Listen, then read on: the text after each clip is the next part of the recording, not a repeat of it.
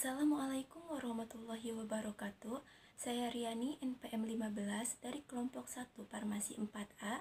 Di sini saya bersama rekan saya, Cindy Maulida, akan menyampaikan materi mengenai ion channel camphor reseptor, yang mana topik yang akan dibahas yaitu mengenai serotonin reseptor. Sebelumnya, izinkan saya untuk memperkenalkan anggota kelompok 1 yang beranggotakan Andin Rafeliani NPM 2, Anissa Paujiah NPM 3, Cindy Maulida NPM 5, Hermin Marlian NPM 8, Iren Firda NPM 9, Lala Komala NPM 10, Marisa NPM 11, Nurlaila NPM 12, Putri Mutiara NPM 14, Riani NPM 15, Sekar Ayu NPM 16, Silvana NPM 17, Siti Farika NPM 18, Sulastri NPM 19, Adelia Fatharani NPM 21, Adela Aisyah NPM 22, Ajeng Nita NPM 23, Diva Rizky NPM 32, dan Faiza Auladi NPM 33.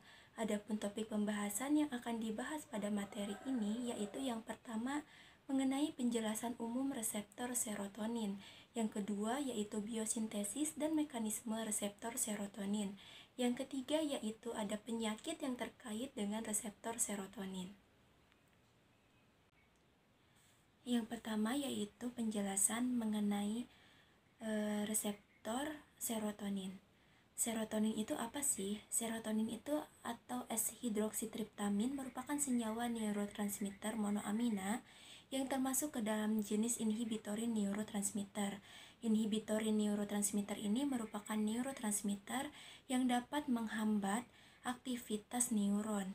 Dan serotonin ini masuk ke dalam jenis inhibitorin neurotransmitter yang mana memiliki fungsi sebagai penghambat jalur nyeri di medula spinalis dan memiliki aksi inhibisi pada sistem saraf pusat, yaitu dapat mengontrol perasaan dan mengontrol tidur.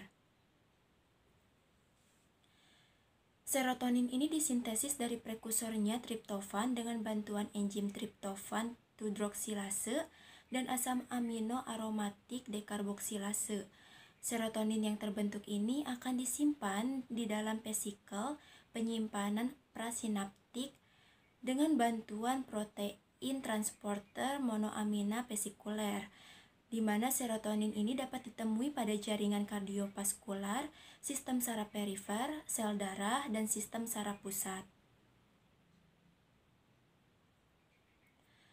Reseptor serotonin ini memiliki 7 pemilih reseptor dengan jumlah total reseptornya yaitu sebanyak 14 jenis, yang mana terdiri dari 5HT1, A, B, D, F, 5HT2, ABC, 5HT3, 5HT4, 5HT5AB, 5HT6, dan 5HT7. Dari 14 subtipe tersebut, hanya satu yang terkait dengan kanal ion atau reseptor ionotrofik, yaitu reseptor 5HT3.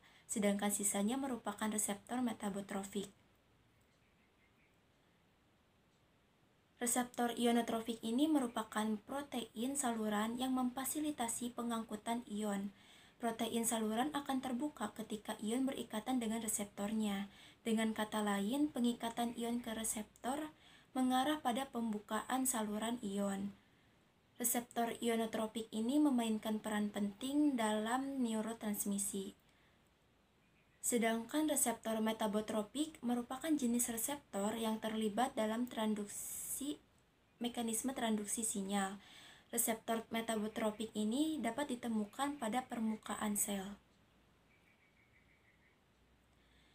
Reseptor 5HT3 ini merupakan jenis reseptor ionotrofik yang teraktivasi oleh ligan.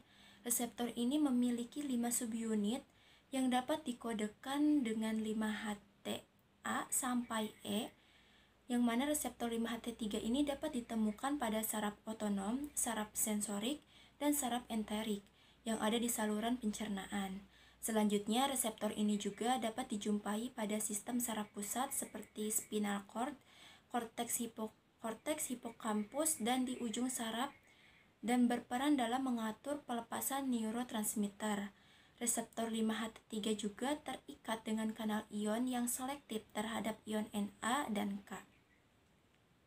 Selanjutnya kita akan membahas biosintesis dan mekanisme reseptor serotonin. Nah, sama seperti neurotransmitter yang lain, molekul neurotransmitter tersebut disintesis oleh prekursornya. Nah, serotonin juga mempunyai prekursor, yaitu triptopan atau asam amino triptopan. Nah, asam amino triptopan ini akan masuk ke dalam sel. Di dalam sel, triptopan akan dihidroksilasi oleh enzim triptopan hidroksilase yang sehingga membentuk suatu molekul yang bernama 5-hidroksitriptopan. Nah, 5-hidroksitriptopan ini selanjutnya akan dikarboksilasi oleh suatu enzim yang kita sebut dengan asam amino aromatik dikarboksilase sehingga terbentuklah molekul yang kita sebut 5-hidroksitriptamin atau serotonin. Serotonin yang sudah terbentuk ini tidak langsung dikeluarkan ke celah sinaps, tapi serotonin ini akan disimpan dalam vesikel dengan bantuan vesikel monoamin transporter atau FMAT. Nah, FMAT ini yang bisa memfasilitasi serotonin masuk ke dalam vesikel. Nah, ketika ada rangsangan dari luar, maka vesikel ini akan berfusi ke membran presinaps. Setelah dia berfusi, akan melepaskan molekul neurotransmitter serotonin ke celah sinaps secara eksositosis. Nah, setelah molekul neurotransmitter ini dilepaskan ke celah sinap, ada beberapa kemungkinan yang dapat terjadi. Yang pertama itu dia mengalami reuptake. Nah, reuptake ini terjadi ketika dia dilepaskan ke celah sinaps. Serotonin molekul ini direuptake oleh protein transporternya yang ada di membran presinaps. Nah, setelah direuptake, kemudian dia akan dimetabolisme lebih lanjut oleh enzim yang bernama monoamin oksidase atau MAO sehingga terbentuk 5-hidroksiindol asetat. Nah, 5-hidroksiindol asetat ini merupakan produk metabolisme dari MAO. Selain dia berkemungkinan untuk mengalami reuptake, serotonin juga berkemungkinan untuk berikatan dengan reseptornya. Nah, reseptor serotonin ini diklasifikasikan menjadi 7 macam reseptor, mulai dari reseptor 5-HT1 sampai dengan reseptor 5-HT7. Nah, yang membedakan dari ketujuh reseptor ini adalah sifatnya. Ada yang bersifat metabotropik dan ada yang bersifat ionotropik. Metabotropik adalah reseptor yang berhubungan dengan protein G, sedangkan ionotropik adalah reseptor yang berhubungan langsung dengan kanal ion. Yang termasuk ionotropik adalah reseptor 5-HT3 dan yang termasuk metabotropik adalah reseptor yang selain dari 5-HT3 yang tadi.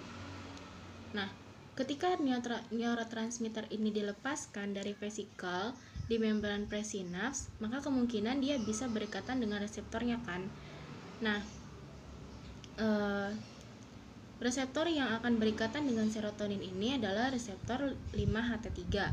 Sehingga ketika dia berikatan dengan reseptor 5-HT3, maka bisa menyebabkan terbukanya kanal ion.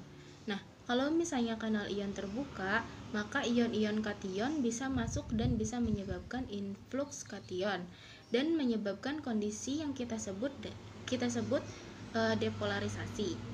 Nah, beberapa pustaka ada yang mengatakan bahwa ion yang masuk itu hanya ion natrium, ada juga yang mengatakan yang masuk itu natrium dan kalium, ada juga yang mengatakan bahwa ion yang masuk itu natrium, kalium, dan kalsium.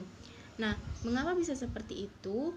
Itu berdasarkan tergantung di mana reseptornya ini berada.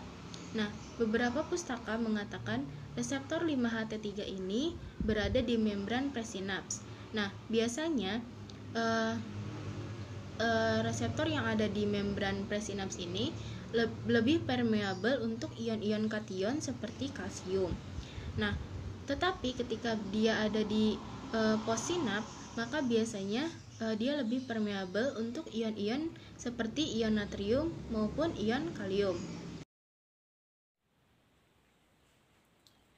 Selanjutnya yaitu penyakit yang terkait dengan reseptor serotonin. Yang pertama yaitu ada depresi. Depresi ini merupakan gangguan kesehatan mental yang ditandai dengan kehilangan minat, suasana hati yang buruk, dan terkait dengan emosional, kognitif, dan gejala perilaku.